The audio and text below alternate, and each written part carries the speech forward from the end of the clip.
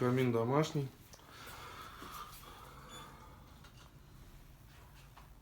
Состояние отличное.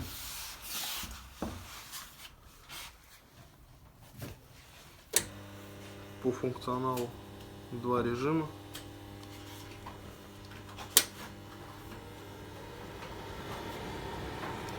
Греет хорошо.